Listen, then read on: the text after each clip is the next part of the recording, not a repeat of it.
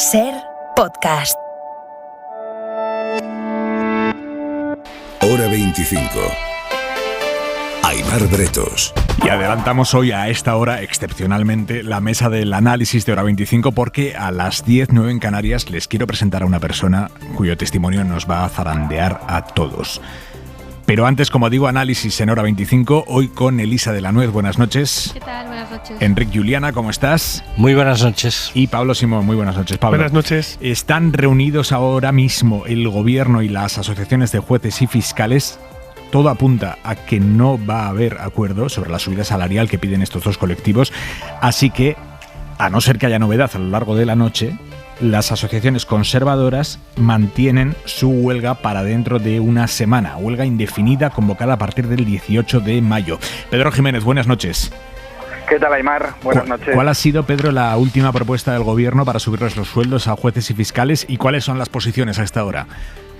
El gobierno ha mantenido su oferta, la que ya conocíamos, subidas de 450 euros mensuales, casi 47 millones de euros en total, y la mayoritaria judicial de la APM tampoco se ha movido. Reclama 74 millones de euros para los más de 8.000 jueces y fiscales, lo que se traduce en subidas de más de 700 euros al mes.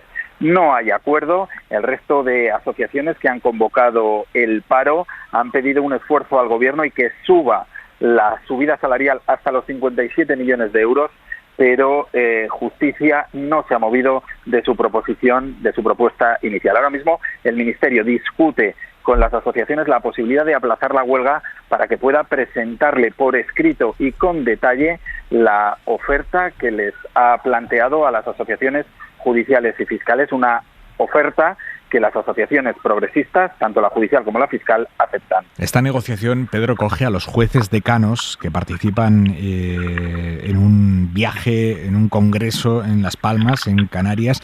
Es un viaje que ha costado 60.000 euros públicos pagados por el Poder Judicial. Estamos hablando de jueces que, si no les suben los sueldos, también tienen intención de ir a la huelga.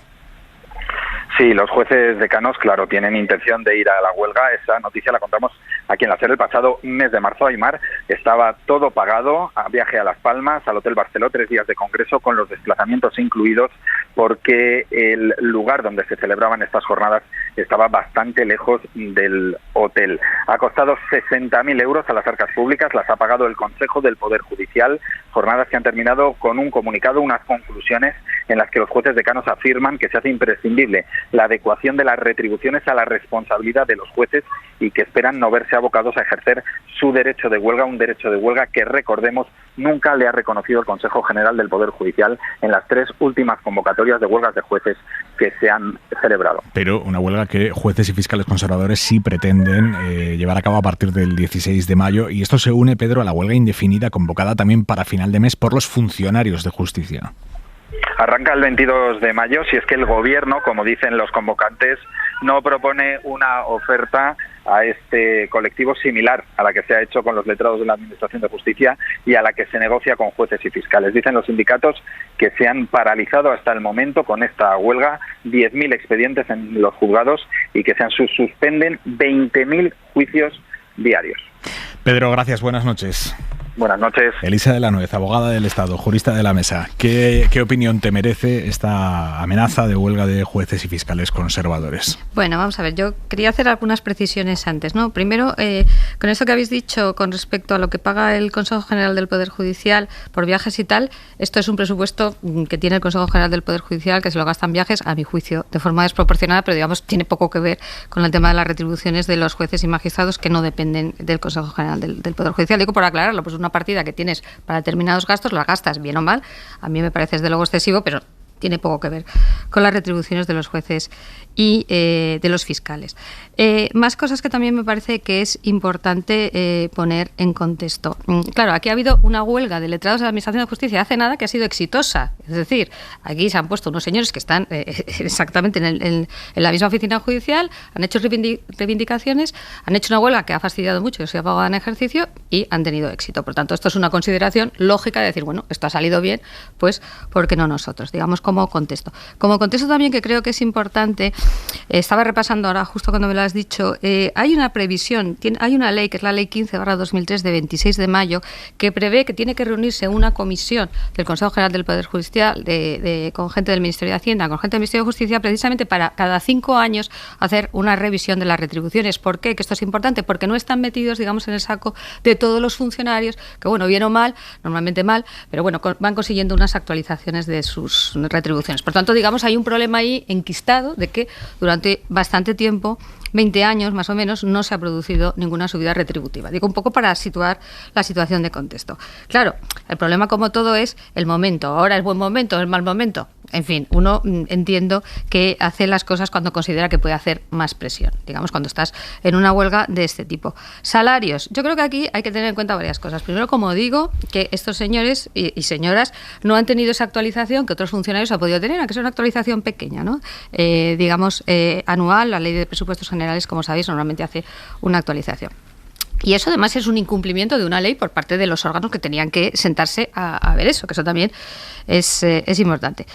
Segundo tema que también yo creo que es importante es la situación de la justicia, que por cierto no es muy diferente de la sanidad o de la educación. Es decir, gente que está muy, muy colapsada en algunos sitios, otra gente no tanto, pero realmente una situación que también por dar datos, es una situación donde tenemos una enorme litigiosidad en España, ¿vale? Somos de los países de la Unión Europea con más litigiosidad y con los que tenemos menos número de jueces y fiscales por cada 100.000 habitantes. Estos son datos objetivos, con lo cual se produce una situación de sobrecarga en muchos juzgados que también se puede medir con los datos del Consejo General del Poder Judicial. ¿Qué quiere decir esto? Pues que tienes la tormenta perfecta. Tienes la tormenta perfecta para que se salga un poco a hacer estas reivindicaciones que yo entiendo que a lo mejor la ciudadanía dice es mucho dinero, es poco dinero, bueno, pero hay que ponerlo en este contexto que digo, de una situación de sobrecarga en muchos juzgados, de mucha litigiosidad, de no, digamos, actualización de las retribuciones y de que has visto que una huelga que han hecho hace 2 minutos y medio ha salido bien. Por tanto, tienes, digamos, esas circunstancias.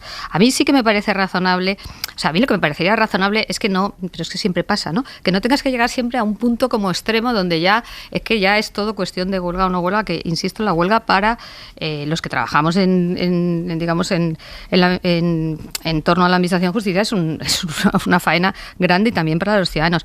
Pero es verdad que creo que existe siempre esa sensación un poco de vamos dejando los problemas y en vez de haber hecho estas revisiones con esta comisión nos encontramos en este punto.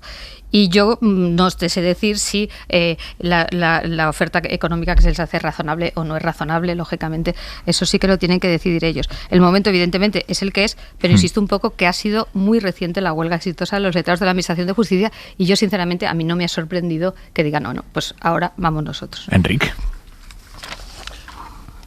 Bueno, hombre, que mañana empieza la campaña electoral a medianoche, ¿no? Entonces, que se produzca una huelga de la planta judicial en plena campaña electoral, es decir, una fracción del aparato del Estado se coloca en brazos cruzados en medio de una campaña electoral, políticamente, en fin, no es una casualidad ni es una, en fin, no es una cuestión de contexto, es una cuestión sustantiva. Es decir, mañana empieza una campaña electoral en la que se va a decidir el futuro de las autonomías, de 12 autonomías sobre 17, de los municipios, con una fuerte significación política, porque es el inicio en realidad de un ciclo electoral largo, importante, que culminará primero con la elección al Parlamento, las elecciones generales de diciembre y después, dentro de un año, con las elecciones al Parlamento Europeo.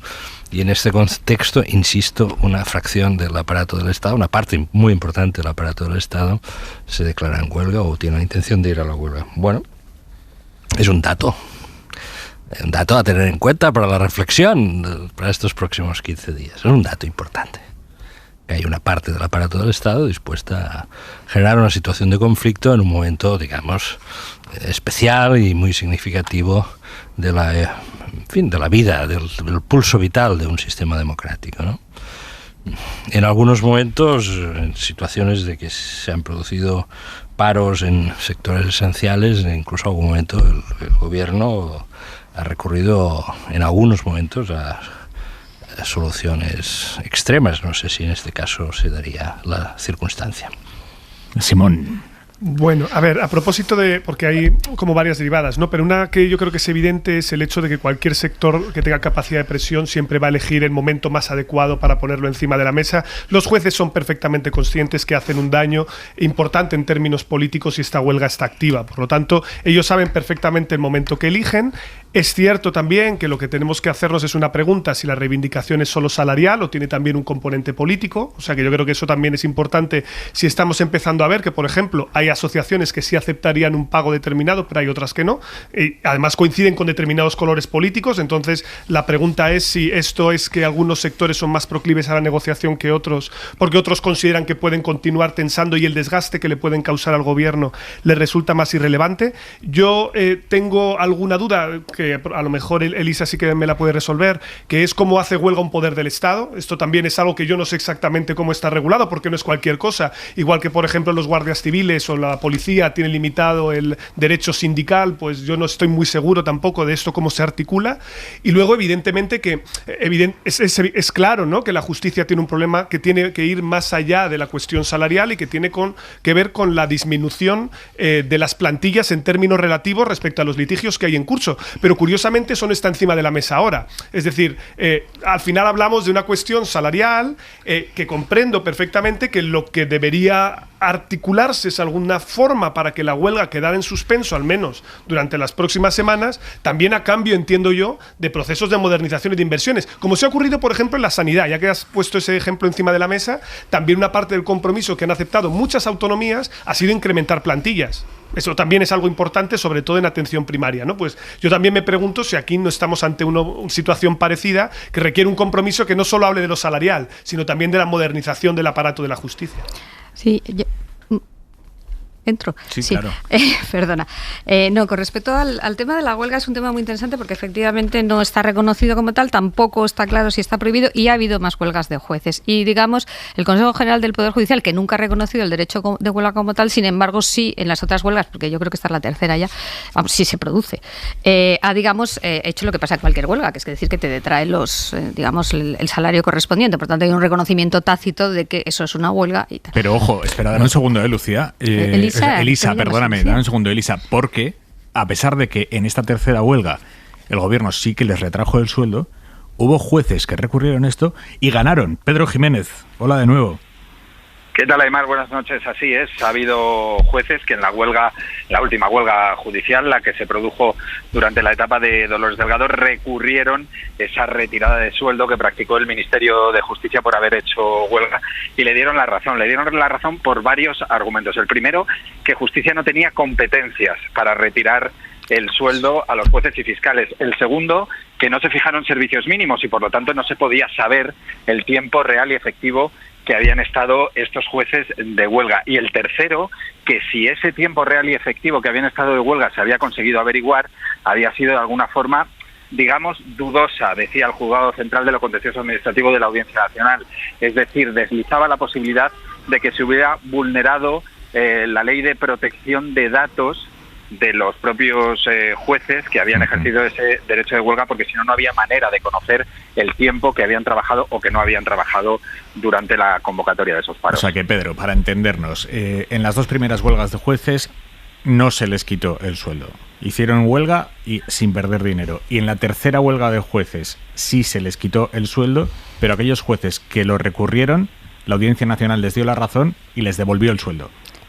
Eso es lo que ocurrió, Aymar, porque en los dos primeros casos lo que hizo el Ministerio de Justicia en la etapa de Fernández Bermejo y de Rafa Catalá fue no retirar el sueldo porque consideraban que sería reconocer el derecho de huelga de los jueces, que es un derecho que está pues en discusión, cuando menos en discusión, porque son un poder del Estado y porque el Consejo General del Poder Judicial en 3 ocasiones ha dicho que los jueces no pueden hacer huelga porque no tienen reconocido el derecho de huelga y que por lo tanto el Consejo General del Poder Judicial no tiene capacidad de fijar los servicios mínimos.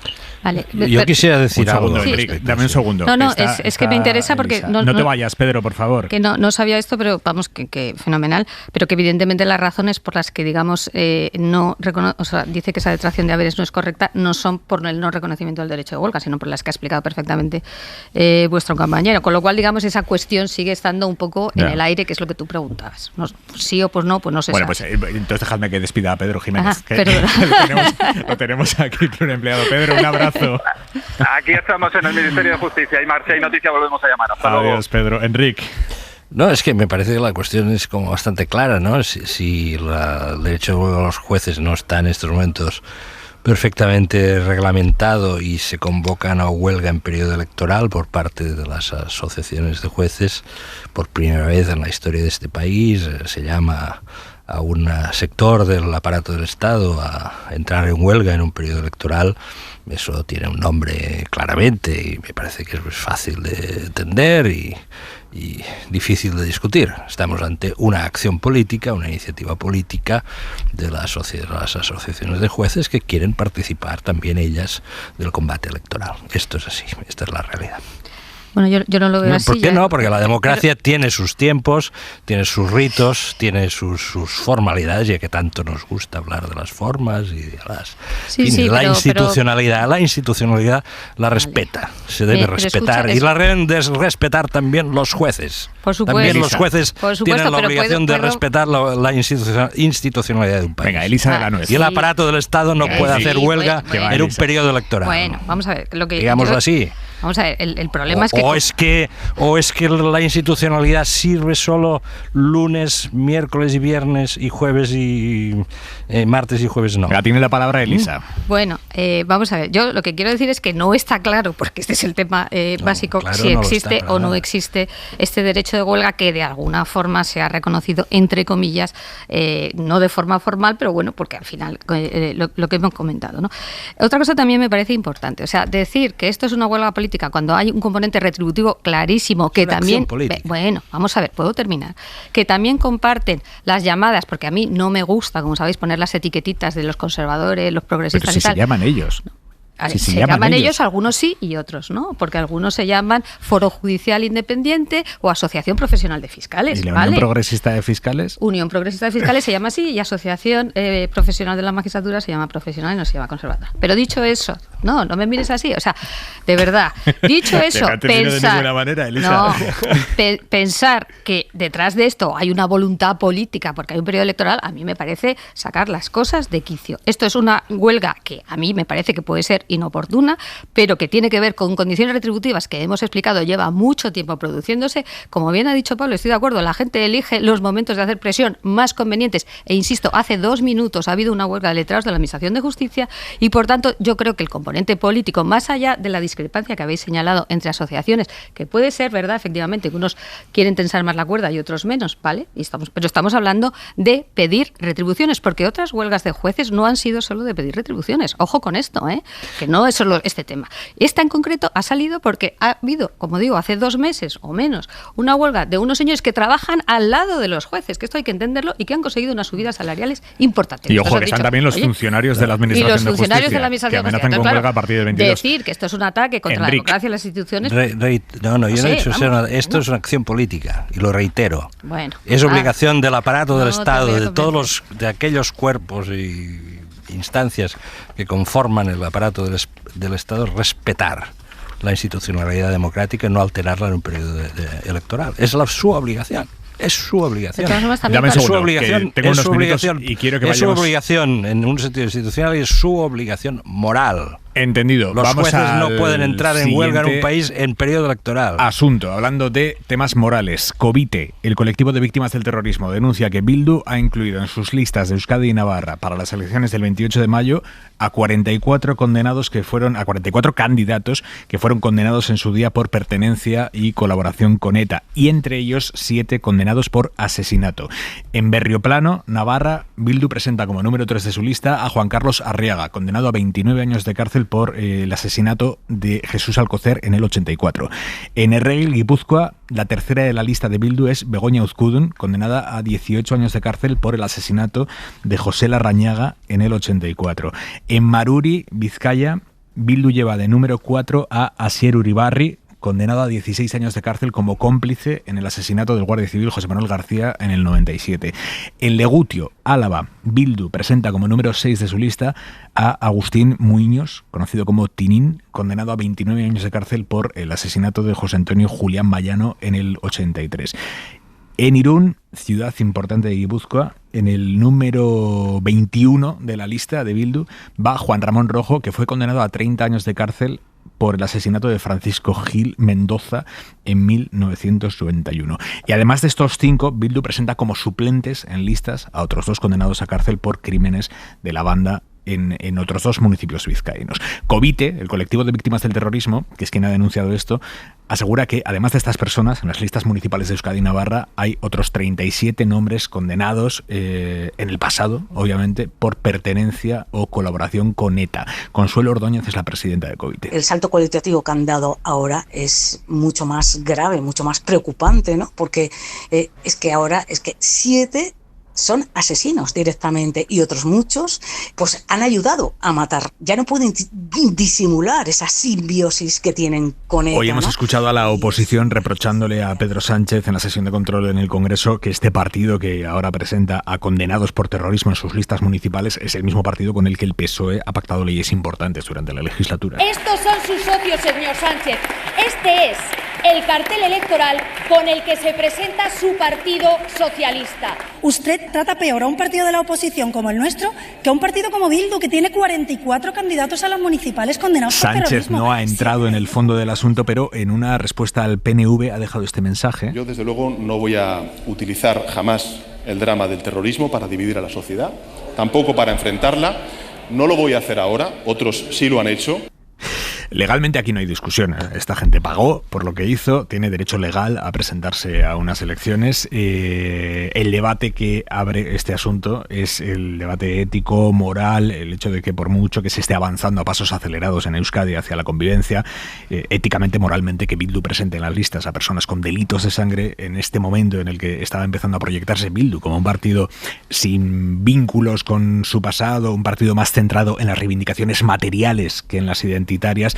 Esto es lo que plantea el debate que ha estallado hoy en España. Insisto, desde la perspectiva moral, ética, Simón. Sí, y me parece muy bien que hayas planteado como punto de partida la idea que mientras no haya delitos de inhabilitación, estas personas son titulares de derecho de sufragio pasivo, como lo sería cualquier persona condenada por cualquier otro delito. Delitos de sangre, no de sangre, que hemos visto también en el caso de corrupción o de cualquier otro, ¿no?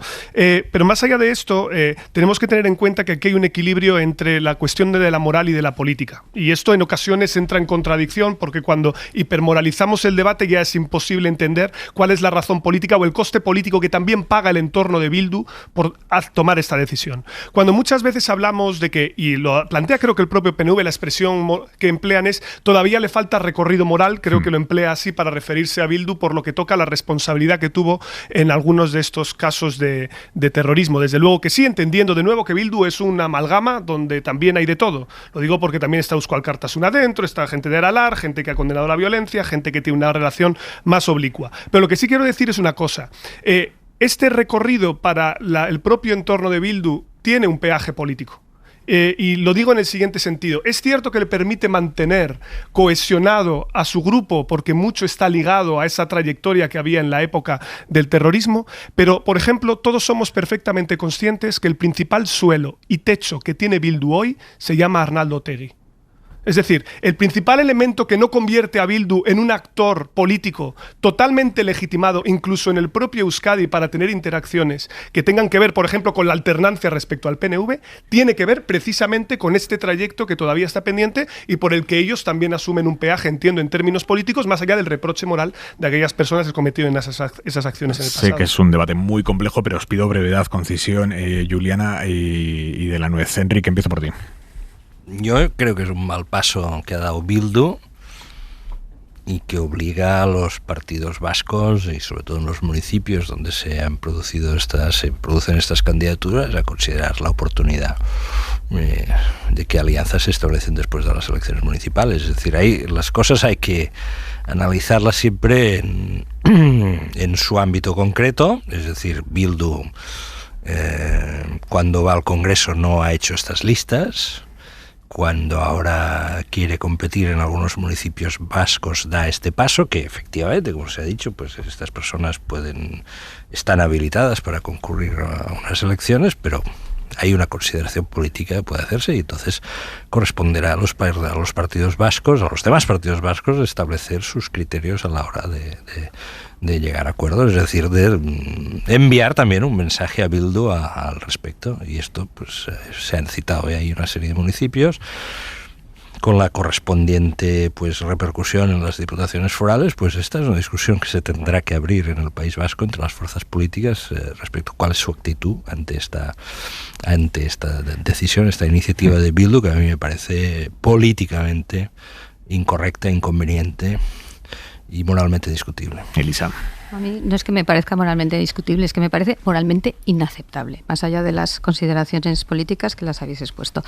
Por la sencilla razón de que, estamos hablando de presentar gente en ayuntamientos y en pueblos pequeños, donde se han cometido estos asesinatos. Esto no se nos puede olvidar, porque yo que he leído muchísimo sobre violencia en el País Vasco, explicas muchas cosas en esos entornos cerrados, en esos entornos de miedo, donde la gente no se atreve, y es justamente ahí, porque estamos hablando del entorno municipal, donde vas y presentas a gente que tiene delitos de sangre. Y solo pensad lo que se diría, con razón, si se presentase, yo qué sé, gente que ha asesinado por violencia machista con la condena perfectamente cumplida y no inhabilitado. Imaginaos, con razón, lo que se diría, pues esto es lo que hay que decir, que esto es inaceptable desde un punto de vista ético del que estamos hablando. Y además creo que revela un poco, no sé cómo deciros, que a veces esto que es un poco también voluntarista, ¿no?, de los grandes avances que hace Bildu, bueno, pues luego la realidad es esta, ¿no? Y la realidad es que Arnaldo Otegi sigue estando ahí, como tú bien dices, y sigue siendo porque también hay un elemento generacional, ¿no?, que es esta gente, es que estuvo implicada en el terrorismo y en la lucha armada, y siguen estando ahí. Probablemente esto solo termine cuando pase la siguiente generación. Hora 25. Aimar Bretos.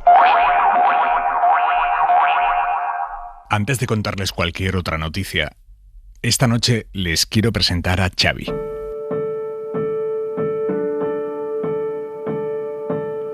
Xavi Gámez era comisario de los Mossos d'Esquadra, fue la mano derecha de Trapero durante el Procés y esos años muy duros, un poli muy respetado al que le tocó gestionar la policía catalana en momentos complicados, en 2017. En aquel año empezó a notar ya algunas cosas en su cuerpo que no eran normales, síntomas de que algo se le empezaba a atrofiar por dentro. Él no lo sabía, lo supo después. Era ELA, esclerosis lateral amiotrófica, la enfermedad que va dejando inservible el cuerpo hasta que uno ya no puede ni hablar ni sujetar su propia cabeza. Y la ELA, por ahora al menos, siempre termina en muerte. Xavi Gámez sabe cuál es su destino y sabe que no le queda mucho tiempo. Nos recibe al equipo de Hora 25 en su casa de Sils, en Girona. Él está en su cama, ya no puede mover nada, la cabeza un poquito hacia arriba y hacia abajo.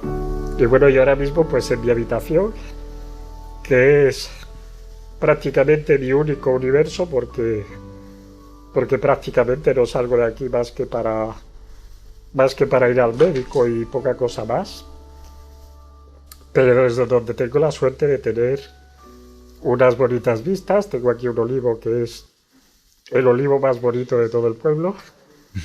Y tengo vistas a un parque aquí delante. Y allí justo detrás del parque, hablando de humor ácido, hay unos cipreses y delante de los cipreses está el cementerio. O sea que bueno, que no estoy muy lejos de... Ahora miro para allá, luego miraré para acá. Ostras, sí que es ácido tu humor, ¿eh? Bueno, ¿qué vas a hacer? Hay que reírse de todo. La perra que está entrando por aquí ¿me la presentas? Es la Nur, es una Golden Retriever, tiene 3 añitos, bueno, 3 añitos y 2 meses. Que a mí pues me da mucha pena no poder tocarla, ¿no? Porque la veo aquí cuando se pone a mi lado, cuando me pone el morrito encima de los brazos y... Hombre, a mí me gusta muchísimo, pero me encantaría poder interactuar con ella por medio del tacto y no solo por la voz. Pero bueno, la verdad que es una bendición, es una más de la familia y solo ha traído que alegría a casa.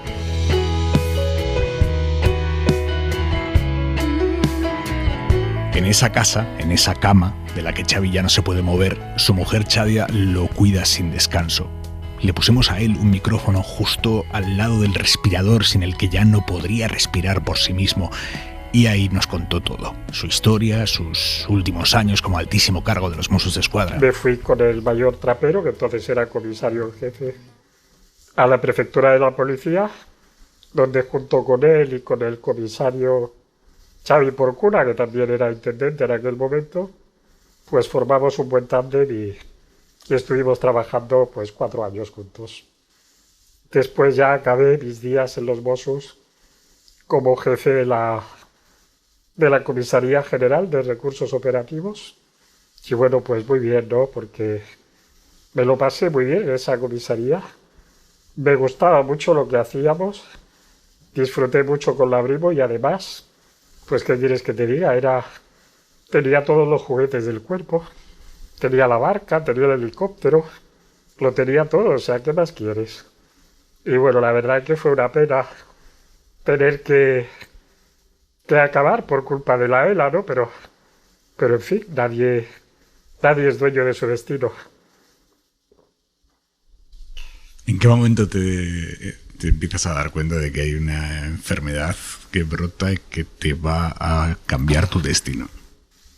Cuando realmente me doy cuenta de que hay algo que es muy grave, es en verano de 2018, a principios de verano de 2018. Yo iba al gimnasio prácticamente todos los días y en lugar de coger más peso, cada vez cogía menos peso. En lugar de hacer más dominadas, cada vez hacía menos. Y la verdad es que no sabía a qué atribuir esa pérdida de fuerza. Pero lo que realmente me despertó las alarmas fue la incapacidad que tenía para hacer la pinza con los dedos pulgar e índice. O sea, cuando me iba con la Brimo y me tenía que poner toda la equipación, que es una equipación que lleva velcros. La Brimo son los antidisturbios. Sí, antidisturbios, antes la brigada móvil. Es una equipación que lleva velcros casi hasta para las pestañas. Y claro, lo normal es cogerlo con la pinza de los dedos pulgar e índice. Entonces, como yo ya no podía, a escondidas, sin que nadie me viese de cómo lo hacía, lo cogía cerraba la mano y lo cogía con los 4 dedos y la parte anterior de la mano, la que está más cerca de la muñeca. Y de esta manera podía coger los velcros y los podía abrir y los podía ajustar. Entonces ya me di cuenta de que la cosa era seria. Incluso alguna vez bajando a Sabadell, yo me recuerdo llorando en el coche, pues porque iba a coger el intermitente o algo y me daba cuenta de que me costaba, que no podía, que tenía que hacerlo de una manera antinatural, ¿no? Y me recuerdo de arrancar a llorar por la impotencia, ¿no? De decir, pero ¿por qué, no? ¿Qué me está pasando? En un primer momento pensé, bueno, pues puede ser un túnel carpiano o alguna cosa de estas. Después ya me di cuenta que no, que tenía que ser algo neurológico y pensé, pues pensé en un Parkinson o alguna cosa de estas, ¿no? Pero en lo que no pensé fue en una ELA. Llegué a pensar incluso en una esclerosis múltiple, pero no pensé en la ELA. Entonces, cuando finalmente pedí hora para el traumatólogo y al mismo tiempo pedí hora para el neurólogo porque ya suponía que alguna cosa iba mal. Cuando el traumatólogo me dijo esto no es de mi campo, que dije, bueno, yo tengo hora con el neurólogo dentro de 3 días. Fui al neurólogo, el neurólogo me vio. Él lo detectó a la primera. Inmediatamente pues me dijo que tenía ELA. Yo ya conocía la enfermedad, sabía a dónde me llevaba y de qué manera y con qué crueldad. Y claro, pues rompí a llorar, ¿no? Porque la verdad es que la hostia es importante. Es un, es un golpe muy fuerte. Es como impactar contra un muro a 300 kilómetros por hora.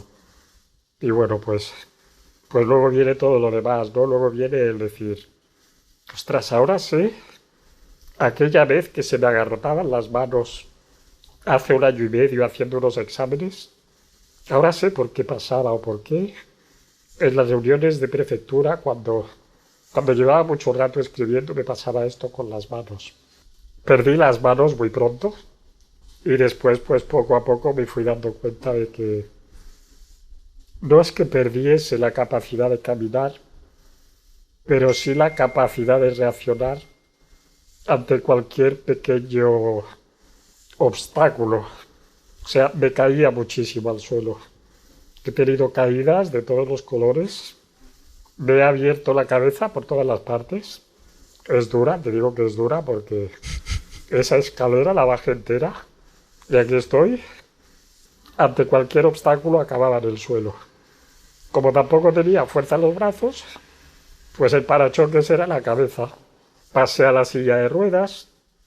En la silla de ruedas, como tenía autonomía para hacer 12 o 14 kilómetros, pues allá que iba yo. La verdad que me gustaban mucho aquellos paseos. Una maravilla.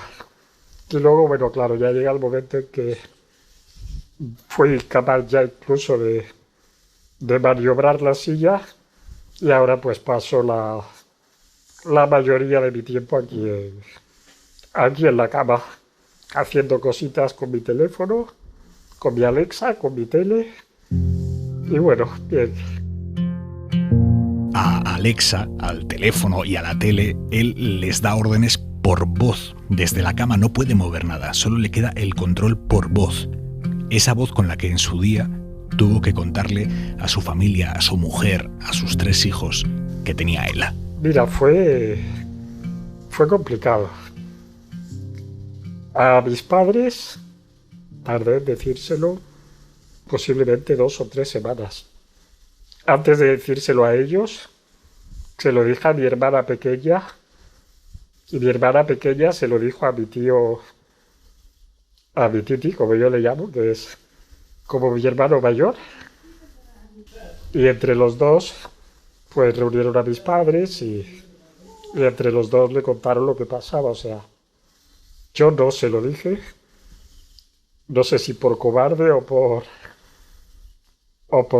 lástima hacia ellos, ¿no? Por no ver pues ese mismo golpe que me di yo, pues debe de ser el que se pega a un padre o incluso peor, ¿no? Porque yo cuando me diagnosticaron la enfermedad, evidentemente no me gustó, pero luego cuando piensas dices, bueno, pues menos mal que ha sido a mí y no a ninguno de mis hijos, ¿no? Porque la verdad es que eso sí que tiene que ser horrible. Y bueno, a mis hijos, pues primero se lo dije a su madre, a mi exmujer, con quien tengo muy buena relación, Marta. Se lo dije a ella y ella pues me dijo, bueno, pues tenemos que decírselo a los niños. Y nada, quedamos un día allí en casa donde vive, en el cuarto. Se lo dije y bueno, pues lo que recuerdo fue a mis hijos. Recuerdo a mi hijo mayor llorando, recuerdo a mi hijo, tengo 2 gemelos, Alex y Paul.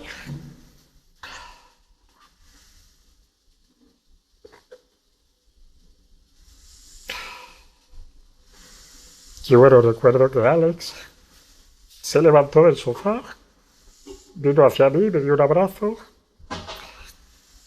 y nos pusimos los 2 a llorar, ¿no?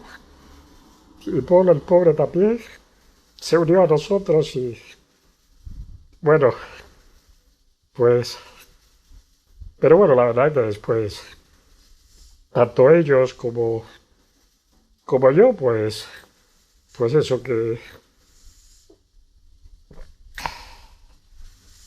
que hemos asumido bastante bien la enfermedad, ¿no? Y nos hemos adaptado a lo que podemos esperar de ella y lo que no. Y bueno, la verdad que lo llevamos bastante bien. Vienen aquí, vemos nuestros partidos de baloncesto, que nos encanta la NBA. Ahora tengo a Paul muy contento porque él es de Miami y Miami ha eliminado a Milwaukee. Alex también está contento porque Lakers va muy bien y yo también porque Golden State pues también está ahí, o sea que estamos los tres que nos salimos. ¿Qué te han dicho los médicos? ¿Qué te han ido diciendo estos años? La verdad es que los médicos te dicen muy poco. Los médicos normalmente te dicen, estás muy bien, estás de maravilla. Claro, ya llega un momento que dices, doctor, que lo que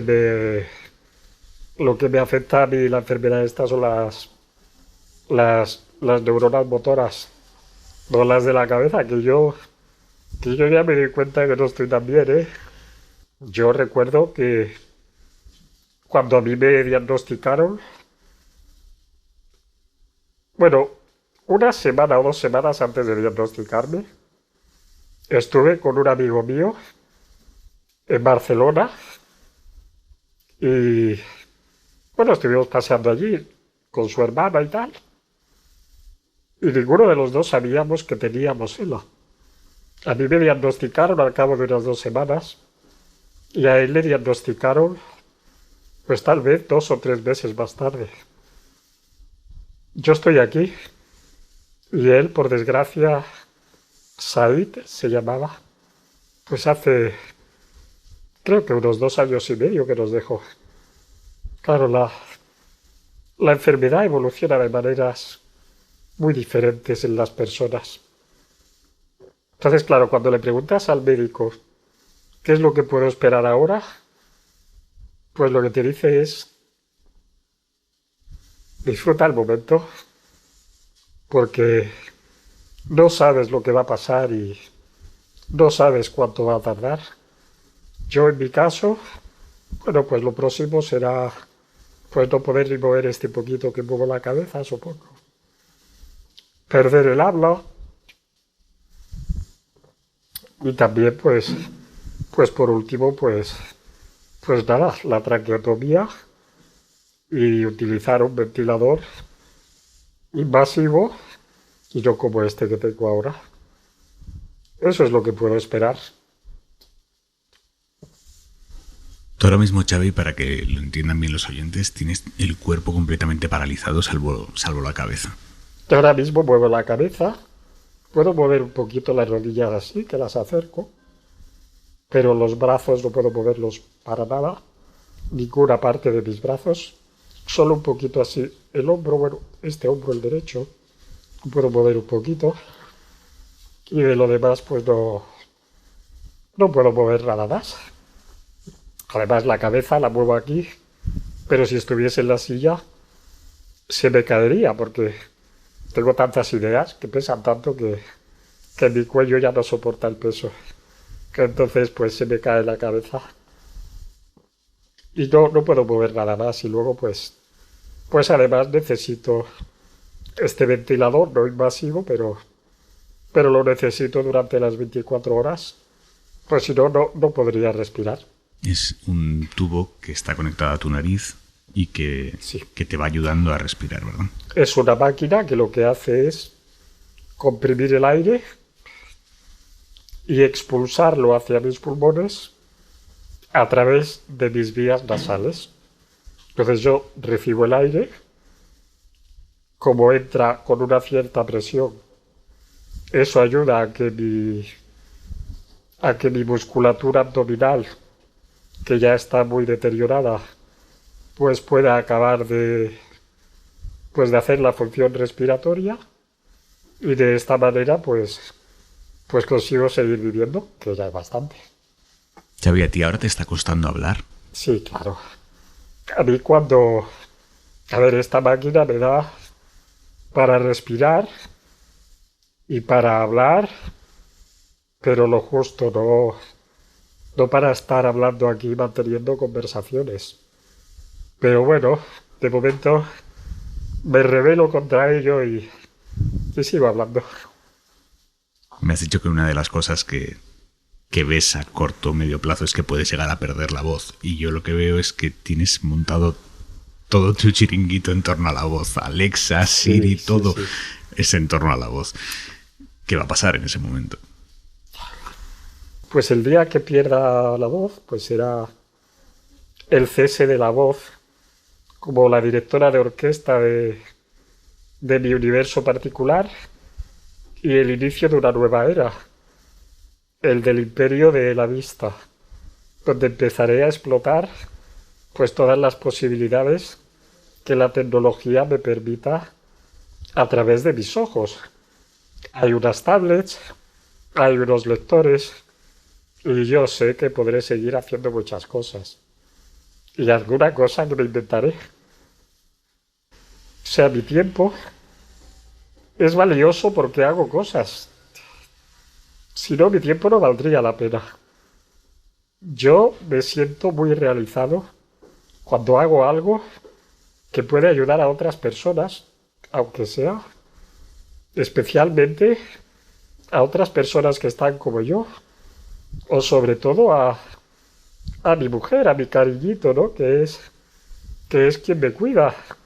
O si puedo hacer pues todas estas cosas que hago con la Alexa para que mi mujer no tenga que estar todo el tiempo encima de mí haciendo cosas y para molestarla al mínimo indispensable, que ya es bastante. ¿La comida cómo la haces? Bueno, la verdad es que todavía como casi de todo, con mucho cuidado. Hay cosas que me las tienen que pasar por la batidora y me encanta comer las cosas como son. De hecho, tengo un pequeño litigio con el equipo sanitario del doctor Trueta, con la unidad funcional de motoneurona, a cuyos médicos y enfermeros, que el resto del personal, que se envío un beso enorme, que les doy unas gracias infinitas. Tengo un pequeño litigio con ellos porque llevo ya como 3 o 4 visitas, que son cada 2 o 3 meses, en las que ya me dice: Xavi, hay que poner ya el APEC. El APEC, que es, para entendernos, es como un botón que conecta con el estómago y que hace que me puedan meter la comida con una jeringa a través de pues una vía, ¿no? A través de una vía que conecta el exterior con mi estómago. Y tú no quieres eso por nada del mundo. A ver, yo si puedo retrasarlo, lo retraso. Yo los entiendo. Pero es que yo lo que les pido es que me entiendan a mí. Que me gusta comer, jolines. Y que es uno de los pocos placeres que me quedan. Y bueno, la verdad que llevo capeando 3 o 4 visitas.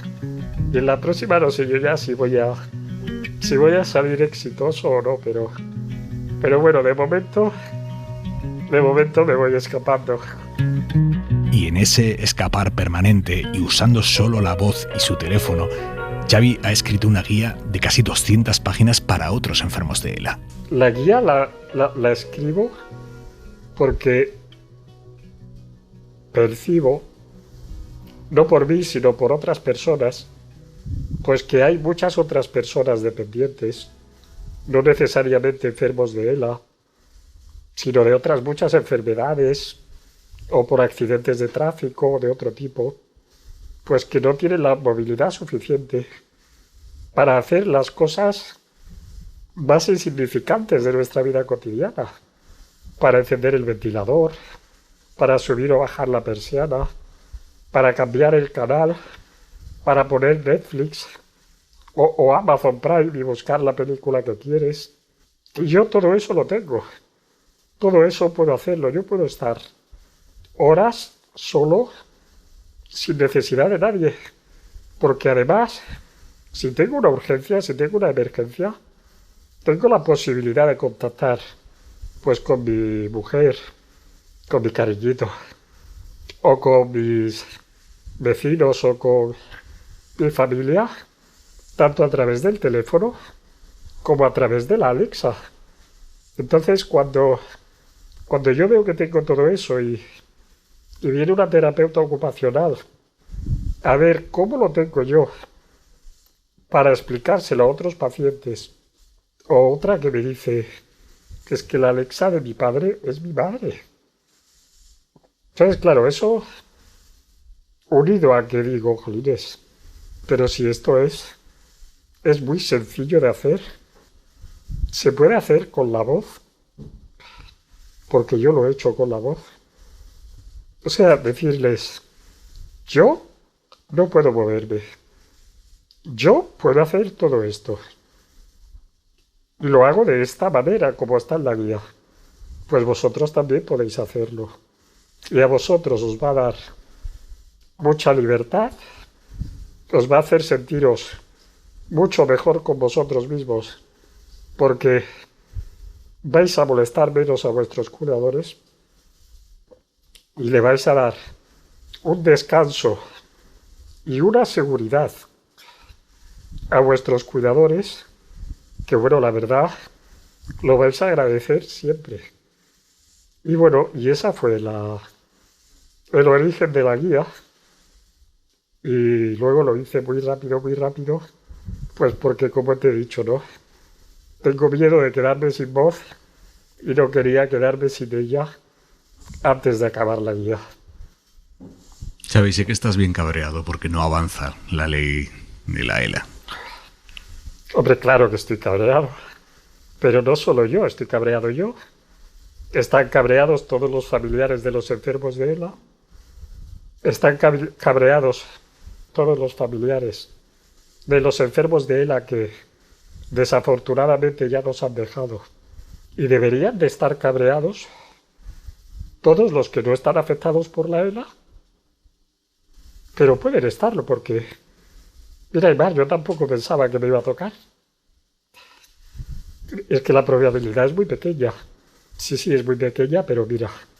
En fin, que estoy muy enfadado porque esta ley, que fue una iniciativa legislativa que entró como proposición de ley de la mano de Ciudadanos y con el auspicio de asociaciones de ELA y también de Jordi Pons, que es muy activo en todo el tema de la ELA y de la ley ELA, que entró al Congreso en el año 2021. Después de darle muchas vueltas, al final, el 8 de marzo del 2022, se votó en el Congreso de los Diputados su toma en consideración. Aquel día, los 341 diputados presentes votaron a favor, fue un voto unánime, muchas palmaditas en la espalda, muchos aplausos, qué buenos somos, lo que hemos votado ahora es genial, pero a mí me da en la nariz que en aquel momento había dos grupos políticos, y los voy a decir, porque son los que tienen en su mano desbloquearla, que son el grupo del Partido Socialista y el grupo de Unidas Podemos, que al mismo tiempo que votaban a favor, porque claro, ¿quién va a votar en contra? ¿Quién es tan desalmado de votar en contra de una cosa de estas? De ayudar a 4.000 enfermos, de los cuales cada día mueren 3, y muchos de ellos lo hacen porque tienen que pedir la eutanasia, porque carecen de los recursos económicos indispensables para poder seguir viviendo. Bueno, pues estos dos grupos, yo creo que a sabiendas, decidieron hacer con la ley lo mismo que la ELA hace con nosotros, que fue condenarla a muerte, a la ley, pero de manera lenta y además paralizada como nosotros. Entonces estos dos grupos tienen la ley ELA paralizada, como cualquier enfermo de ELA, y además está condenada a muerte. Y digo que está condenada a muerte porque estamos a 7 meses de las elecciones generales. 7 meses es tiempo suficiente para tramitar una ley, si hay voluntad, cosa de la que por supuesto carecen. Pero es que 7 meses tenemos unas municipales por delante, tenemos unos meses de julio y agosto inhábiles en el Congreso. Y luego, para postre, las Cortes se tienen que disolver 55 días antes de las elecciones. Esto nos deja 3 meses y medio hábiles antes de las elecciones generales. El trámite normal de una ley en el Parlamento es de unos 6 meses. No hay tiempo material. Es que yo creo que ya ni por la vía de urgencia. O sea que, aunque ahora la sacasen del cajón, para mí sería teatro, porque saben a ciencia cierta que una de dos, o lo tramitan por el procedimiento urgente y se da mucha prisa, o lo presentan como Real Decreto Legislativo para que pueda salir. Dice la ley que para tirar adelante un Real Decreto Legislativo solo se puede hacer en casos de extraordinaria y urgente necesidad. Tampoco estoy yo aquí para valorar cómo evalúan ellos qué es extraordinario y qué es de urgente necesidad. Para lo que sí estoy es para preguntarles si duermen tranquilos, porque pues yo dormiría un poco intranquilo, ¿eh? Sinceramente, no sé, mi conciencia no me permitiría dormir tranquilo si yo fuese autor, por omisión, pues de esa parálisis de la ley, ¿no? Yo pienso que deben de considerar que no nos lo merecemos, o que tampoco es para tanto, pero los enfermos de ELA no ocupamos puestos en residencias públicas porque no están preparadas para nosotros. No ocupamos plaza en hospitales. Cobramos la pensión de 3 a 5 años como media. ¿No mereceríamos al menos el tiempo que estar aquí, poder disfrutar de una vida digna, sin tener que optar por la eutanasia, porque no tenemos los recursos que hacen posible que podamos seguir viviendo? Es una pregunta que lanzo y que creo que la mayoría de la gente comparte, ¿no? Y que piensan que podemos tener parte de razón. Los enfermos ELA tenemos poco tiempo. No podemos estar esperando 400 o 500 días para que se nos reconozca una discapacidad o una dependencia. Entonces, esa ley prevé que desde el diagnóstico pues se reconozca la discapacidad. Esa ley también prevé, por ejemplo, el bono eléctrico. Parece una tontería. Pero, a ver, si yo estuviese en una residencia o en un hospital, todos los aparatos eléctricos que tengo conectados a mí, el respirador auxiliar, la silla que hay que cargarla, la grúa, la cama, tengo 0 ayuda para pagar esta electricidad. Es el chocolate del loro, las cosas como son. Pero bueno, todo ayuda. Por otra parte, incrementa también la investigación para la ELA.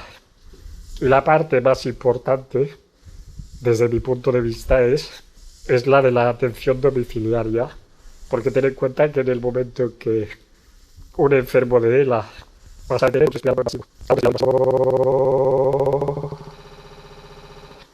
pues requiere de unos cuidados domiciliarios que ya son más especializados y que no nos podemos pagar. Y ya está.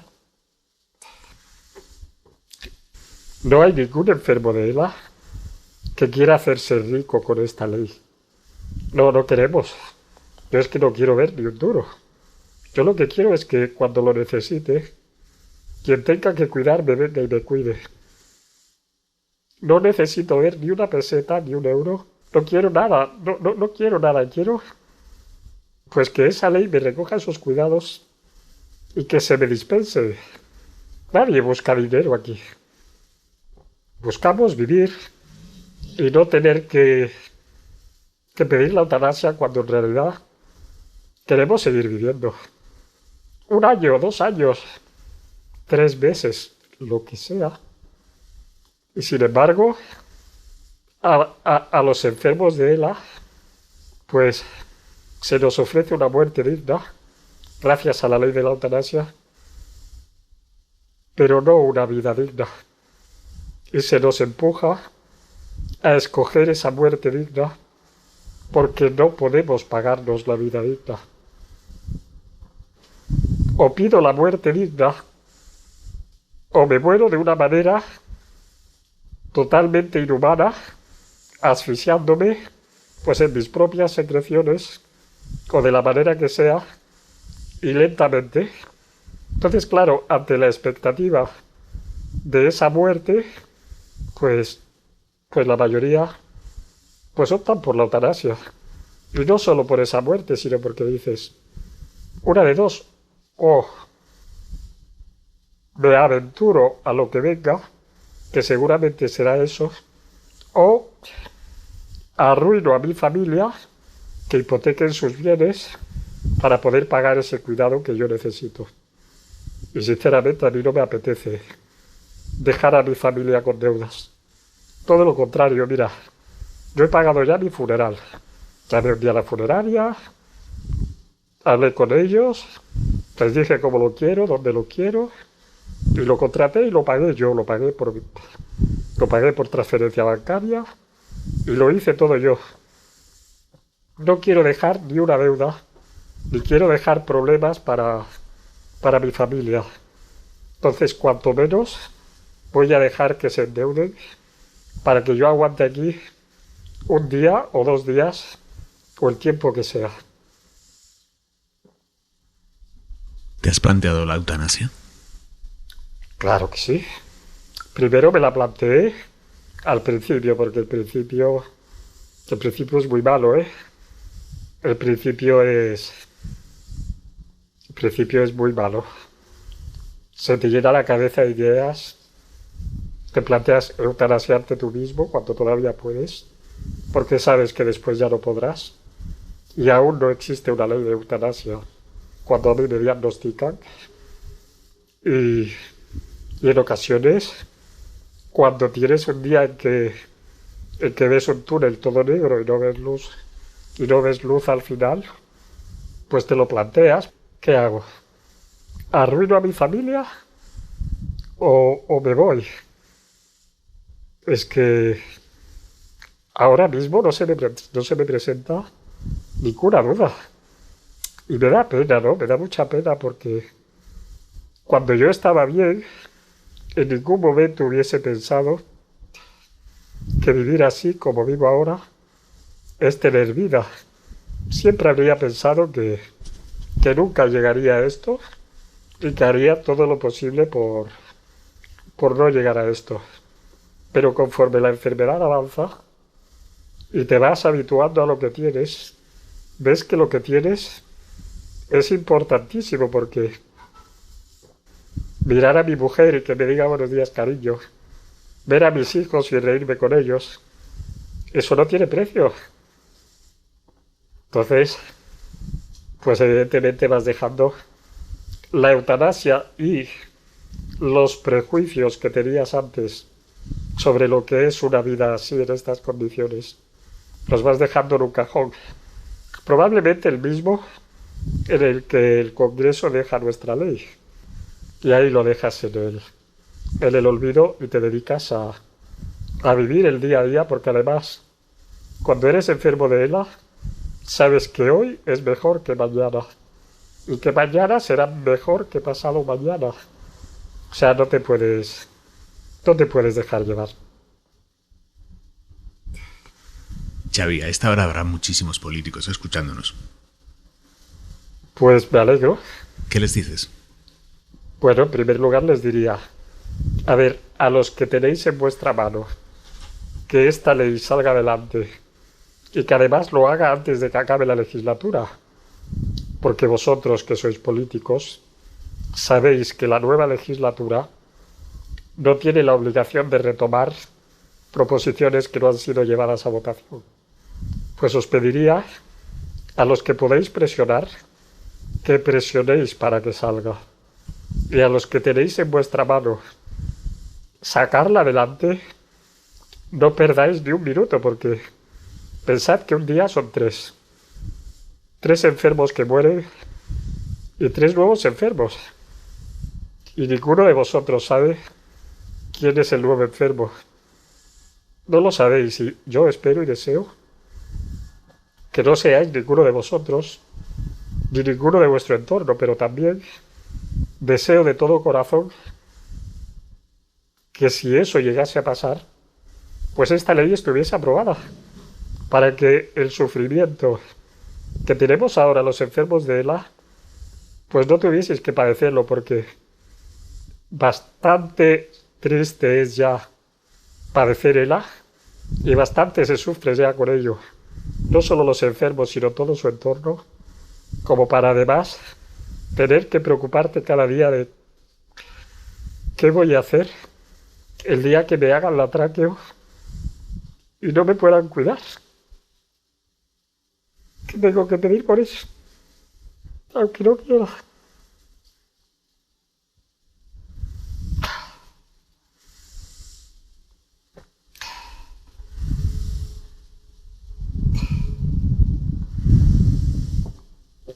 En fin, que sois nuestros representantes, los de todos, los de los que tenemos ELA, los de sus familiares, los de los que no la tienen y no la tendrán nunca, y los de los que desgraciadamente pues algún día también la tendrán. Por lo tanto, no nos dejéis en un cajón. Ya estamos condenados a muerte. No nos deis una segunda condena. Creo que no nos la merecemos. Xavi, ¿qué te queda por vivir? ¿Qué planes tienes? Bueno, me queda por vivir todo. No voy a viajar porque eso ya sé que no voy a hacerlo. Y me gustaría, Bueno, de hecho ya había dicho que no me moriría sin ir a Nueva York. A ver si hay suerte y me escuchan. A ver, me gustaría ver en qué se convierten mis hijos. Tengo el mayor, que ya es ingeniero. Se hizo un doble grado de Ingeniería Industrial y Administración y Dirección de Empresas.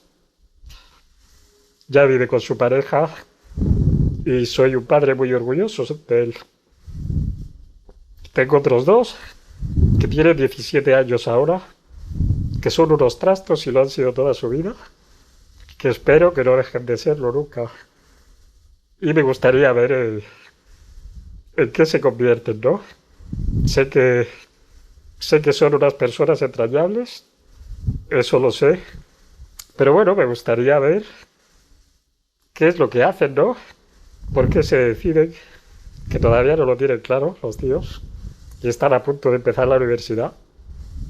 Pero bueno, es decir, que eso me queda por hacer. Me queda todo eso y bueno, con esto no cuento, pero ¿te imaginas que encontrasen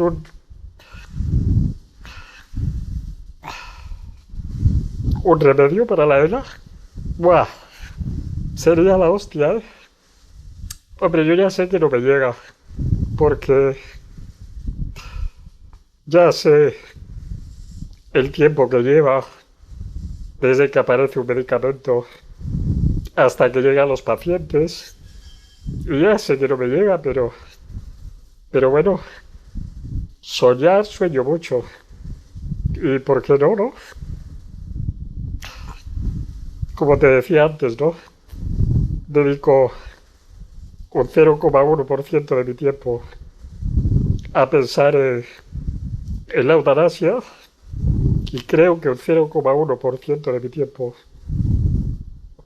a soñar con un remedio. Pero ahí está todavía, ahí está.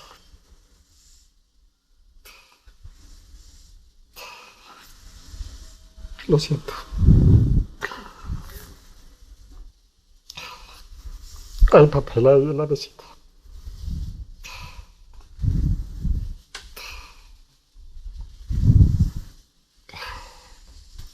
Xavi, muchísimas gracias. Gracias a ti, Aimar, por venir. Gracias por darnos voz. Por hacer que nos escuchen, ¿no? Bueno, pues eso es todo. Gracias, Xavi. A ti, Aimar.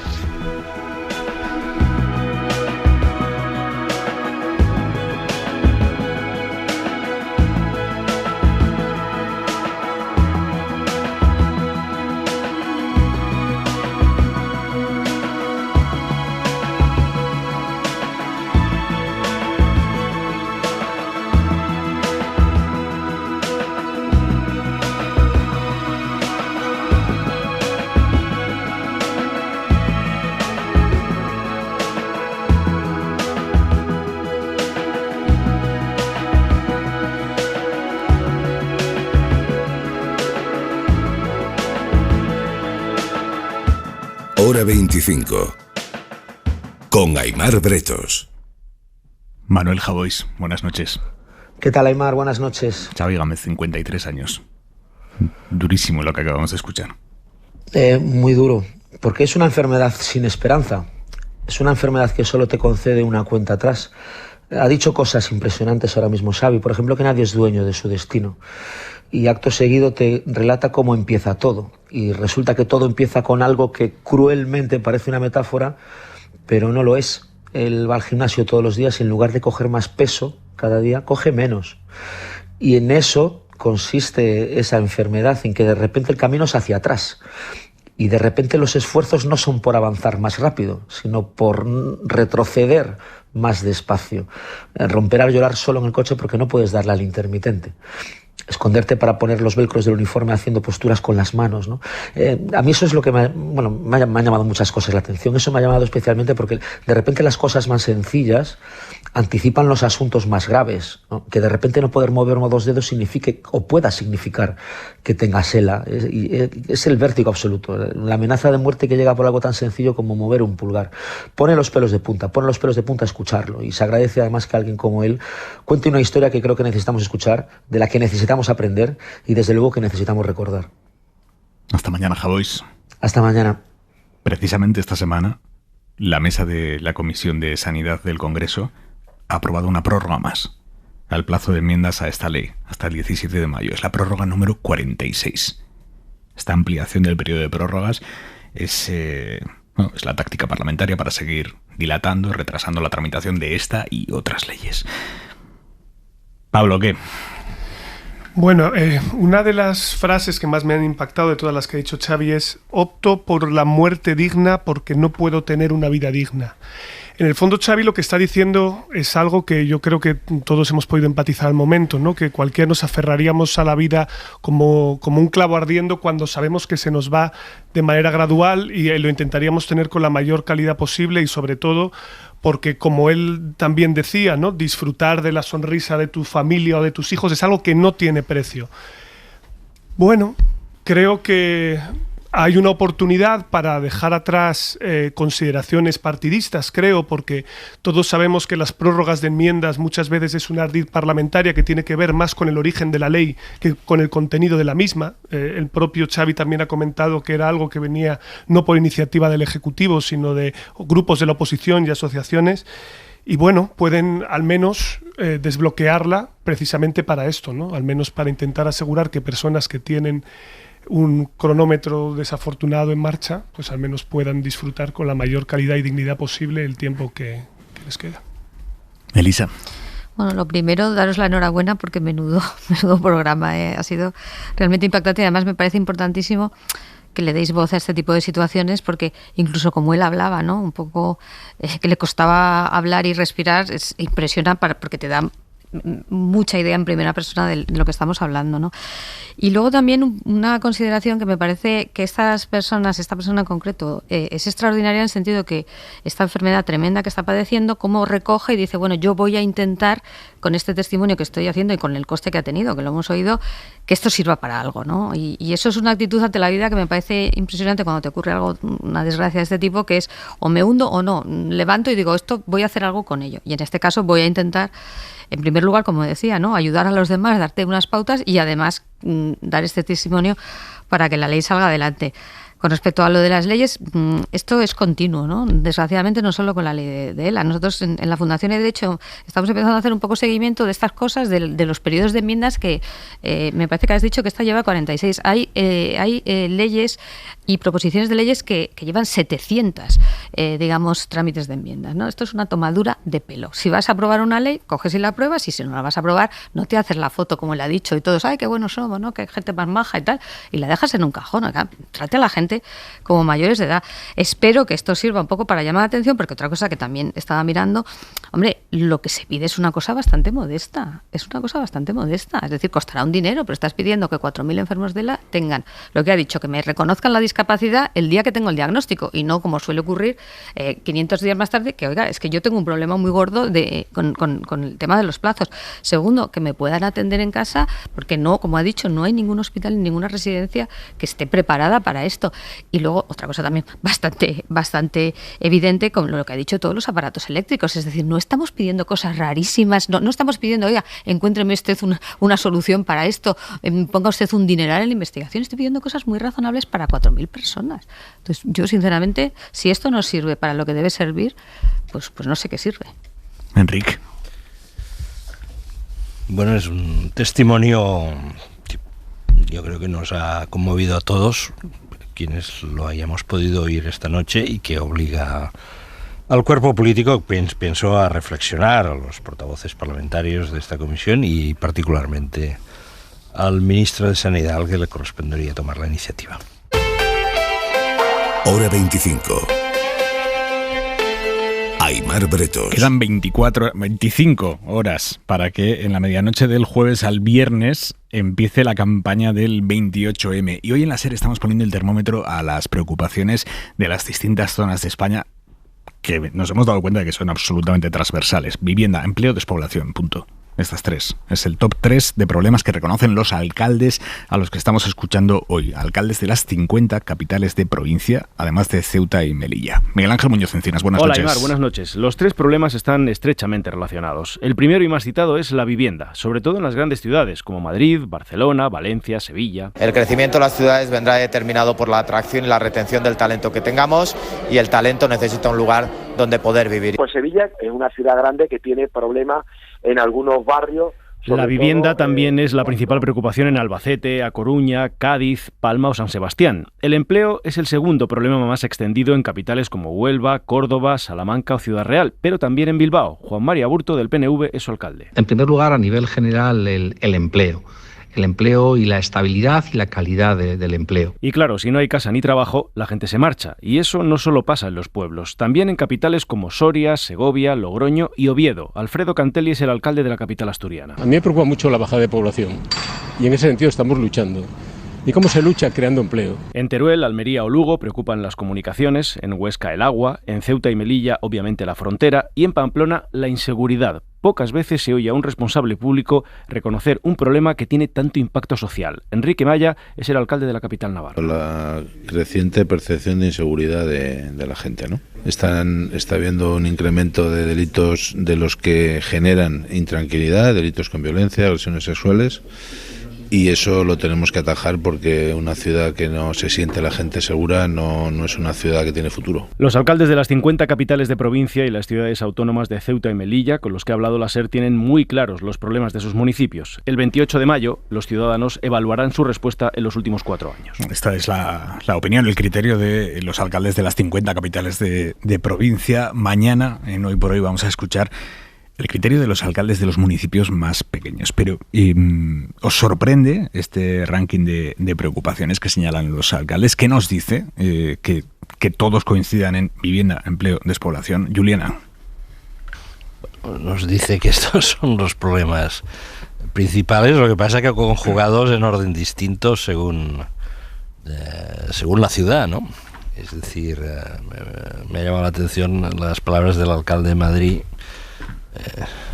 El objetivo es captar talento, me parece bien. Esta expresión yo creo que se está abusando de ella, ¿no? En las ciudades viven personas, viven ciudadanos, unos con más talento que otros. No entiendo la ciudad como un enclave físico en el cual exclusivamente dedicado a individuos talentosos. Talento es una cosa que va y viene. Hay momentos en la vida que uno tiene más talento que otros momentos. Hay gente que tiene más talento que otras y ello no nos excluye de la condición de ciudadanos. Yo creo que no hay que abusar de ese lenguaje de escuela de negocios. En las ciudades viven ciudadanos y los ciudadanos pues buscan aquellas ciudades y vivir allí donde las condiciones de vida están a su alcance. Y a veces los ciudadanos se van de una ciudad cuando las posibilidades de encontrar trabajo, de poder realizar una vida plena, pues disminuyen. Y este es el problema que tiene España. Hay un vaciamiento, esto lo sabemos bien. Llevamos ya bastante tiempo discutiendo sobre eso. La población española se está concentrando, por un lado, en la vertiente mediterránea, es decir, desde Girona hasta prácticamente Cádiz. O sea, si sumamos toda lo que es la costa mediterránea española, nos encontramos con más del 30% de la población española está concentrada allí, con el fuerte crecimiento que ha experimentado Madrid, y a partir de ahí todo lo demás está descendiendo en las zonas interiores con mayor intensidad y en la costa cantábrica con menos intensidad, pero esta es la dinámica y yo creo que es una dinámica que de cara a los próximos años debiera ser equilibrada, debiera ser modificada. Simón. Bueno, tenemos 8.131 municipios en España, cada cual con una realidad diferente, pero sí es cierto que estos problemas son transversales. Yo aquí recomiendo mucho la lectura de un experto que es Fernando Collantes. Él ha tratado mucho cuestiones que tienen que ver con despoblamiento, inmigraciones. Él recuerda, de hecho, con mucha frecuencia que el gran vaciado, entre comillas, de la España del interior se produjo en los años 60-70, que en realidad durante los últimos 10-15 años la población está estable o incluso sube ligeramente, pero, y él pone el énfasis en esto, la realidad es muy heterogénea. El despoblamiento, por ejemplo, en Castilla y León es masivo, es un problema muy grave, pero, por ejemplo, cuando tú vas a pequeños municipios en Navarra, Valle del Ebro, etcétera, este problema no es tan evidente, ¿no?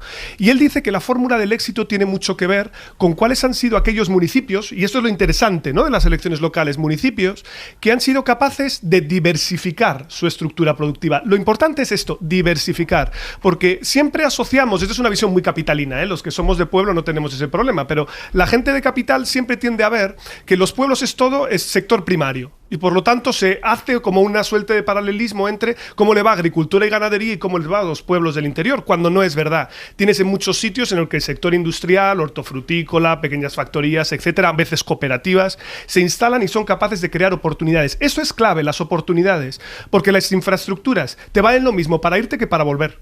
¿Vale? O sea, hay tanto empeño en tener buena dotación de infraestructuras que dice, si no hay empleo y no hay oportunidades, las carreteras son de salida, no de llegada. Entonces eso yo creo que es una realidad que luego en cada sitio, cada alcalde, cada diputación, conoce mejor la problemática. Y ahí queda, y esta es una cosa que yo creo que está muy pendiente aún en España, el abordar en serio la descentralización pendiente, que no es la autonómica, que es la municipal. Muchas veces los municipios tienen pocas competencias y poco margen fiscal y tributario. De hecho, es la única administración que tiene obligación de déficit cero, y esto es muy problemático. Esto se reformó con la ley Rajoy cuando se les quitó muchas atribuciones, pero es una pena porque yo sí creo que en el nivel local se pueden experimentar cosas muy interesantes y a veces quedan opacadas, ¿no? Elisa.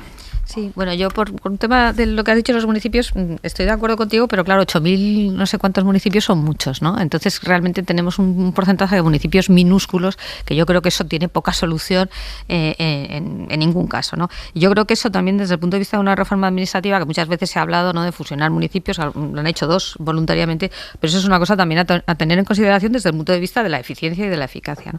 Y luego lo que yo también creo es que hay un tema que me parece que es muy importante, que es donde, no digo como dice el alcalde, que estoy de acuerdo con Enric, no de atraer talento, pero sí donde va la gente joven. Y la gente joven al final, nos guste o no nos guste, va mucho más a grandes capitales, entre otras cosas por una cosa que yo creo que es bastante evidente, que es por el tema de la titulación. Entonces es verdad lo que dices tú, y hay pueblos que pueden dar otras oportunidades, pero claro, si tú has hecho, no sé, una ingeniería o eres filólogo o eres politólogo, pues es muy poco probable que tú tengas un empleo de esas características en un pueblo o en una capital de provincia pequeña. Yo creo que eso es un factor también a tener en cuenta, porque al final estamos hablando, entiendo, de la gente joven, ¿no? ¿Dónde va la gente joven? La gente joven va donde hay oportunidades de trabajo acordes, entiendo, con sus aspiraciones, y claro, en paralelo tienes también el tema de la vivienda, que yo no creo que haya ningún problema para encontrar vivienda en Zamora o en Soria, por ejemplo, pero sí en Madrid, en Valencia, en Barcelona. Entonces, yo creo que, como tú bien dices, hay que mirar un poco caso por caso, pero también es curioso que, digamos, todos los alcaldes perciban ese, digamos, sensación de no llegamos con la vivienda, no llegamos con el empleo, y al final podemos tener un problema de pérdida de gente, ¿no? O de talento, como dice el alcalde de Madrid. Yo, si me permitís, claro, tengo aquí enfrente un mapa muy interesante que estos días se ha visto de toda Europa sobre la evolución demográfica entre 2017 y 2021, es decir, un periodo de 4 años, ¿no? Y si nos ceñimos a España, a la península ibérica, pues vemos que el crecimiento demográfico básicamente se ha producido, como decía antes, pues desde todo lo que es la costa mediterránea, desde Girona hasta Cádiz, incluida también las provincias de Sevilla y Huelva. Madrid y las provincias que más próximas a Madrid, como Guadalajara, como Toledo, La Coruña y Pontevedra, es decir, la costa de Galicia, y la cornisa cantábrica, con incursiones en Aragón y La Rioja.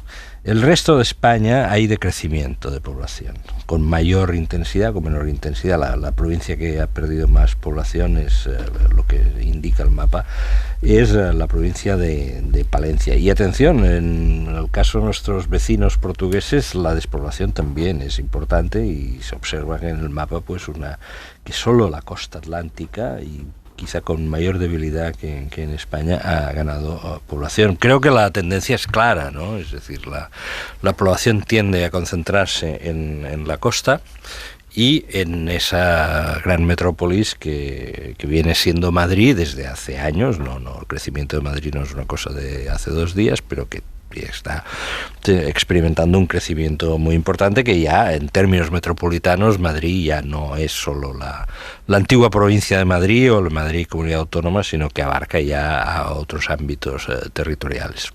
Esta es la dinámica, y entonces la dinámica es si en los próximos años este país será posible pues reequilibrarlo, revertirlo de alguna forma. Para que nos hagamos una idea, hay algún país vecino pues que está en una situación más complicada que nosotros. Por ejemplo, si uno ve aquí el mismo mapa, observa la península italiana, incluida Sicilia, ve que prácticamente todo el territorio, excepto algunas zonas del centro norte y posiblemente la parte más septentrional, está en decrecimiento.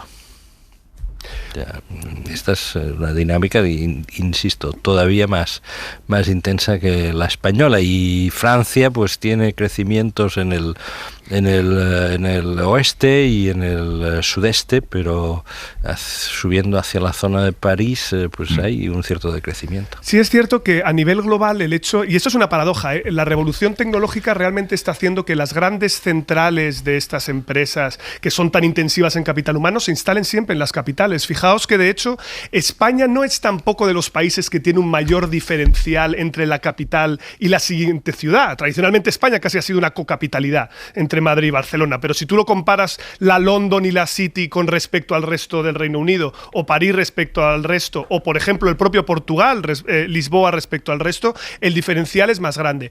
Nosotros, por lo tanto, tenemos un reto, ¿no? Porque España siempre ha sido un país, entre comillas, de mesetas y de valles. Por lo tanto, siempre ha sido un país orográficamente muy compartimentalizado. Aquí el reto es cómo puedes instalar, por decirlo de alguna manera, clústeres o nodos que sean una suerte de contrapoder político y económico a Madrid y que puedas articularlo desde Valladolid, desde Málaga, desde Zaragoza y que efectivamente tengan capacidad de tracción. Una cosa que me comentaba un experto en estos temas es que España tiene una ventaja comparativa respecto a otros de su entorno y me dijo dos cosas que me llamaron mucho la atención y es alemán, Elisa, te lo pongo también encima de la mesa porque esto te va a gustar. La administración pública, dijo que la nuestra funciona mejor que la alemana, me quedé bastante sorprendido ahí para que te imagines, y luego me dijo una cosa que me resultó muy curiosa, ancho de banda. Dice, vosotros tenéis una penetración del ancho de banda muy superior a la de otros países europeos y eso os abre una oportunidad muy interesante para tratar de repartir más de ese crecimiento ligado a la tecnología entre diferentes municipios. Y hay cosas que a veces hacemos bien, otras mal, pero esto es una oportunidad, ¿no? Y yo creo que muchos alcaldes ya son conscientes de eso y muchas veces también tratan de instalar parques tecnológicos. Ellos mismos lo dicen. Dicen, nos interesa en nuestra empresa, no diré el nombre para no hacer publicidad, instalarnos aquí porque tenéis un coste por hora salarial muy barato. Nos lo dijo así de claro, dijo, vosotros trabajáis a vuestros trabajadores muy poco, esto no nos sorprende, y dijo también, suelo industrial muy barato porque tenéis grandes extensiones de polígonos industriales a unos suelos muy competitivos y eso nos permite a nosotros construir grandes hubs desde España. Y esto va a ser algo que cada vez va a atraernos más y a más empresas. Eso es lo que dijo él, ¿eh? No digo que sea necesariamente así, pero lo digo también para tener una visión de cómo de concentrar ese poder de Madrid. Entre todas las preocupaciones de las que estábamos hablando, hay una que empieza a asomar la cabeza, y no es para menos, porque se puede convertir en una de nuestras mayores urgencias, que es la sequía. El primer cuatrimestre de 2023 ha sido el más seco de toda la serie histórica en España. Y mayo tampoco ha comenzado con lluvias. Y así, en sus primeros 8 días, se han recogido en el conjunto de España tan solo 3 litros por metro cuadrado. Esto es aproximadamente un 75% menos de lo normal. Es brutal este dato que da Rubén del Campo, de la Agencia Estatal de Meteorología. Mañana el Gobierno ha convocado un Consejo de Ministros extraordinario que va a abordar primero las consecuencias en el campo de todo esto, con nuevas ayudas específicas para quienes trabajan en el campo, para los agricultores, pero va a haber también novedades para paliar los efectos del calor extremo entre el resto del común de los mortales. El Consejo de Ministros lo que va a hacer va a ser prohibir algunos trabajos al aire libre en determinadas horas al día, en días en los que haya avisos rojos o naranjas por altas temperaturas. Javier Ruiz, buenas noches. Buenas noches. Sí, el Gobierno va a prohibir el desarrollo de algunas tareas a determinadas horas del día. Habla fundamentalmente de tareas de limpieza, recogidas de residuos, repartos, pero además va a hacer obligatoria que las empresas tengan que menguar los turnos o que cambiar los turnos si hay alerta roja o alerta naranja de la EMET. Básicamente, lo que se está intentando es evitar que haya exposición a temperaturas extremas a ciertas horas del día. El Ejecutivo va a cambiar otra cosa en el mercado laboral. Va a exigir medidas específicas en función de las condiciones de cada trabajador, porque el año pasado hubo 1.047 muertos como consecuencia de la ola de calor. Eso es lo que va a afectar a todo el mercado laboral. Además, hay medidas específicas para el campo, que pasan fundamentalmente por nuevas ayudas directas. El Gobierno ya ha inyectado 450 millones y por flexibilizar las ayudas de la PAC. Además, el Gobierno va a aumentar la cuota que cubre para seguros agrarios, todo con el fin de ayudar al campo primero y de abaratar la cesta de la compra después. ¿Qué te sugieren estas medidas, Elisa, estas medidas anunciadas para mañana? No, estaba pensando que quizá la mayor contratista de trabajos de este estilo al aire libre es precisamente la administración pública, las administraciones públicas. Claro. Todas las contratas de limpieza, todos los temas de recogida de basuras, estos son contratas de la administración, con lo cual, digamos, tú a tu contratista evidentemente le puedes poner en el pliego, que es, digamos, las reglas para las que se rigen, le puedes poner estas condiciones sin ningún problema. Bueno, ahora se lo vas a poner en el pliego de los pliegos, que es la ley. Es el pliego de los pliegos, que es la ley, pero quiero decir que lo podías haber hecho antes. Con eso es lo que quiero decir, que lo puedes prever y establecer antes porque a ti te prestan el servicio en las condiciones en que tú dices que te presten el servicio, ¿no? O sea, que en ese sentido haría esta reflexión porque muchas veces también, ¿os acordáis que hablamos de temporalidad y recordemos, oiga, ¿quién es el principal empleador temporal de este país? Pues eso, ¿no? Entonces, me parecen bien, pero que empiecen ellos un poco por por hacer los deberes. Enrique. El año pasado se han dado la cifra de personas que murieron como consecuencia de la ola de calor, pero es que además hubo algunos casos que adquirieron relevancia de personas que estaban trabajando de sol a sol. Recuerdo el caso de un empleado de la limpieza en Madrid, absolutamente dramático, una persona que estaba, en fin, supliendo otro empleo. Es decir, sí, evidentemente el gobierno hace bien en legislar. Los ayuntamientos han de poner de su parte, porque los contratistas, en este caso de la limpieza urbana, pues son los ayuntamientos. Y luego hay otra cosa, es decir, la persona que dirige una empresa ha de ser humana. Hay una cosa que no está en las leyes. Eso también lo iba a decir, que no hace falta que te lo digan en una ley. No hace falta que estén en las leyes, es que hay que ser humanos, también cuando hace calor.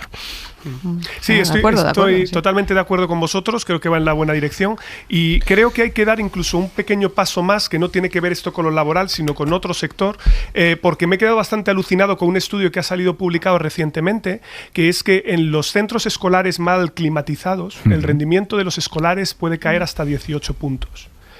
Lo digo porque esto tenemos que interiorizar que va a ser la nueva normalidad. Situaciones de ola de calor, de sequía cada vez más extremas, y esto va a requerir acondicionamientos que tienen que ver con reestructurar cómo funciona nuestro sector primario, pero también, por ejemplo, con la propia climatización de los centros escolares, que muchas veces tienen problema y puede tener un efecto importante lastrando el desarrollo de los menores. O sea que todo está encadenado con lo que va a ser la transición hacia un mundo que nos movemos ya, que yo creo que la máquina ya es imparable, que va a ser un mundo con un clima cada vez más extremo, más seco y más invivible. Y una cosa más, hoy se ha firmado el acuerdo salarial entre sindicatos y patronal. Hombre, yo creo que entre todos y para todos nos merecemos un aplauso, ¿no?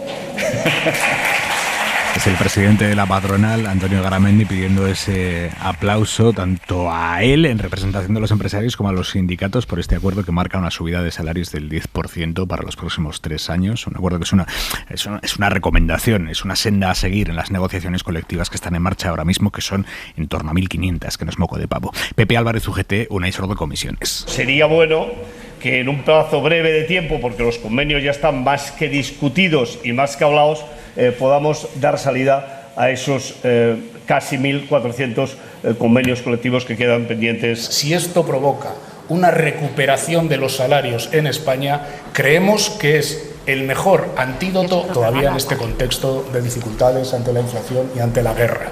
Por tanto, sería un gran servicio de país. Relevancia de la firma de hoy, de la paz social a la que da paso esta firma, Simón.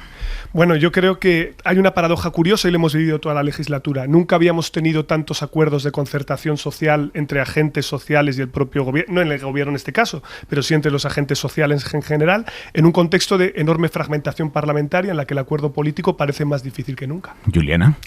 Muy rápido, hemos empezado el programa comentando la amenaza de huelga de los jueces, es decir, en vísperas de una campaña electoral una parte del aparato del Estado opta por la desestabilización y el empresariado y los sindicatos optan por la estabilización. De la nuez. No, me parece efectivamente que está muy bien llegar a este tipo de acuerdos y como bien habéis dicho, sorprende que sea mucho más fácil entre agentes sociales que entre partidos políticos que teóricamente podrían estar de acuerdo también en este tipo de aspectos. Punto y 25. Soledad Gallego Díaz. El alcalde de Madrid, José Luis Martínez Almeida, ha dicho hoy en un almuerzo con periodistas que tiene la intención de remodelar el eje Recoletos-Paseo del Prado y de dar una vuelta, textual, a la Plaza de Colón. El anuncio no asustaría tanto si no existieran precedentes que ponen los pelos de punta a los urbanistas y a muchos madrileños. El PP le dio una vuelta a la Puerta del Sol y el resultado es una plaza de hormigón en la que este verano es posible que algún turista despistado caiga desmayado con solo salir de la boca del metro, y donde desde luego no será posible encontrar a un madrileño ni por casualidad en los próximos años. Y el Paseo del Prado, uno de los pocos paseos de la época romántica que queda sin arruinar en Europa occidental, ya fue objeto del deseo de un alcalde popular anterior, empeñado en darle también una vuelta, dejar su sello personal, arrancar algunos árboles y cambiar completamente su fisonomía. No pudo hacerlo. El problema no es que lugares emblemáticos en las ciudades no puedan ser retocados, por supuesto que sí, hay que cuidarlos y no permitir que se los coman los coches. El problema es que cuando se les toca debe ser para hacerlos más amables, para respetar mejor el sentido con el que nacieron y con el que los ciudadanos los han venido incorporando a su imaginario popular, y no para construir nuevos recintos puramente comerciales. Seguro que la Plaza de Colón en Madrid puede ser algo más que un cruce para los coches. Es difícil empeorar lo que hay, no cabe duda, pero no cabe duda tampoco, a la vista de la actual Puerta del Sol, que este alcalde es muy capaz de lograrlo si tiene la ocasión. Punto y 25. Venga, para cerrar este programa que ha sido intenso y ha sido duro, quiero que nos demos un alegrón entre todos. En esta casa hoy nos lo hemos llevado.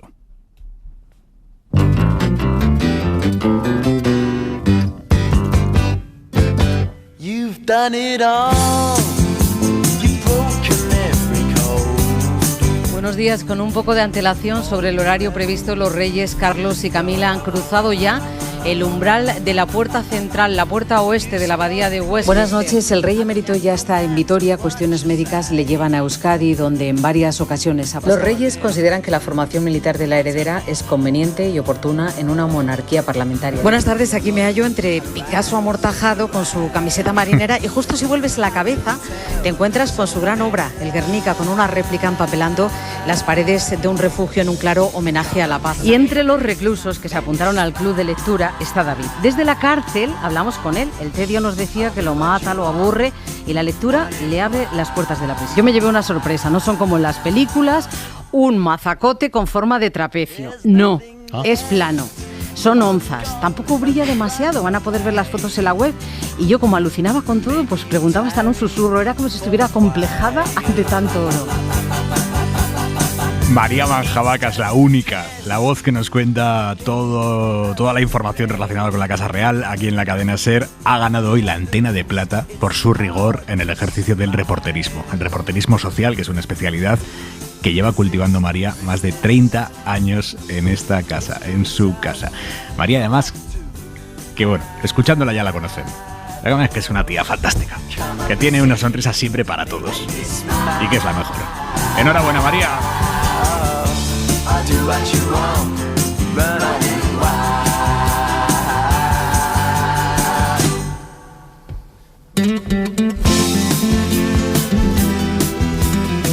Manu Carreño, que vienes excitado, ¿qué pasa? Me dices, no te haces una idea. Si nosotros estamos excitados viendo lo que hemos visto por televisión, no te imaginas cómo estarán, o me imagino cómo estarán los más de 12.000 espectadores que están en el Wizzing Center. Acaba de terminar el partido. El Madrid de baloncesto ha hecho un partido histórico.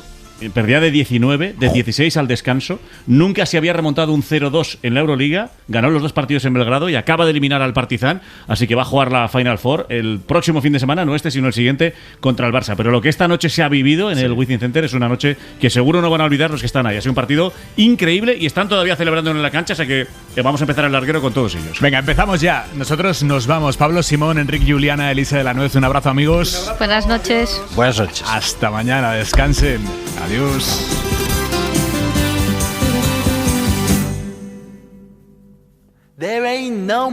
Para no perderte ningún episodio, síguenos en la aplicación o la web de la SER, Podium Podcast o tu plataforma de audio favorita.